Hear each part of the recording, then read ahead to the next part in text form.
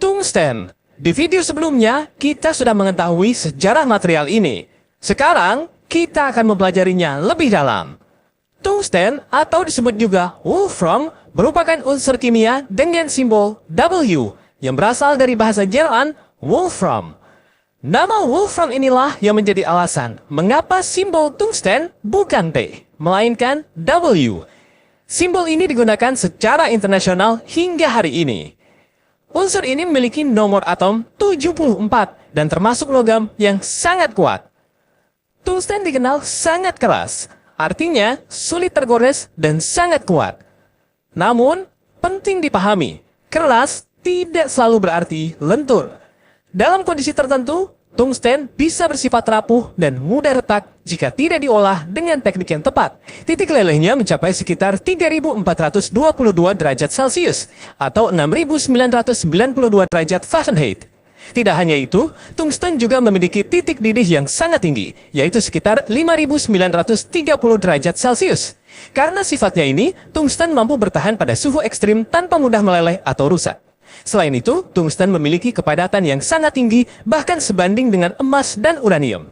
Mari kita bandingkan. Kepadatan tungsten mencapai sekitar 19,25 gram per cm kubik. Sebagai perbandingan, emas memiliki kepadatan sekitar 19,32 gram per cm kubik. Perbedaannya sangat kecil, hampir tidak terasa dalam ukuran biasa.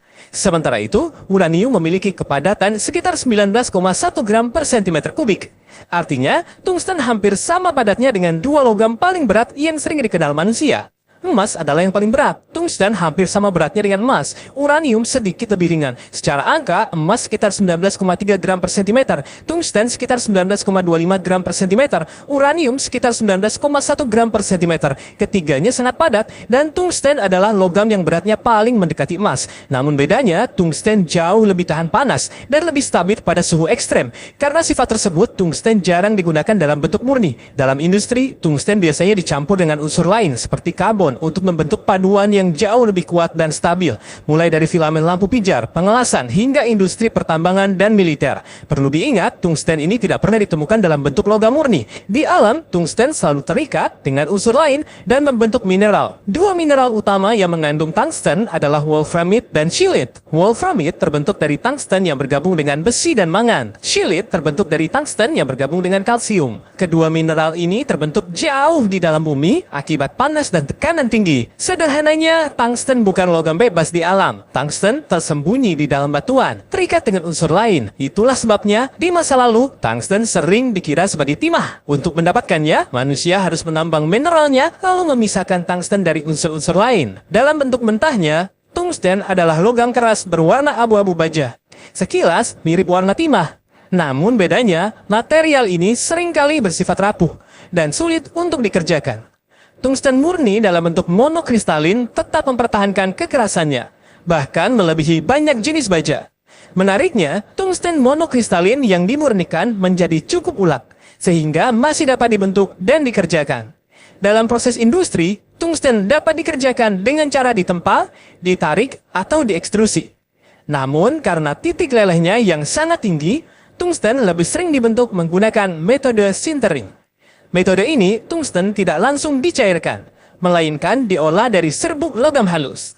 Serbuk tungsten ini pertama-tama dibersihkan dan dipadatkan, lalu dicetak sesuai bentuk yang diinginkan. Setelah itu, benda hasil cetakan dipanaskan di dalam tungku khusus, dengan suhu yang sangat tinggi, namun masih di bawah titik leleh tungsten. Pada tahap ini, butiran-butiran tungsten mulai saling mendekat dan berikatan, bukan karena meleleh, melainkan karena atom-atomnya mulai berdifusi satu sama lain. Proses ini membuat rongga-rongga kecil di antara serbuk perlahan menghilang. Hasilnya, material tungsten menjadi lebih padat, lebih kuat, dan jauh lebih stabil. Dengan sintering, tungsten dapat dibentuk menjadi komponen presisi tanpa harus melewati proses peleburan yang sangat mahal dan berisiko. Dan jangan lupa, like videonya, tulis di komentar, dan subscribe biar nggak ketinggalan sains menarik lainnya.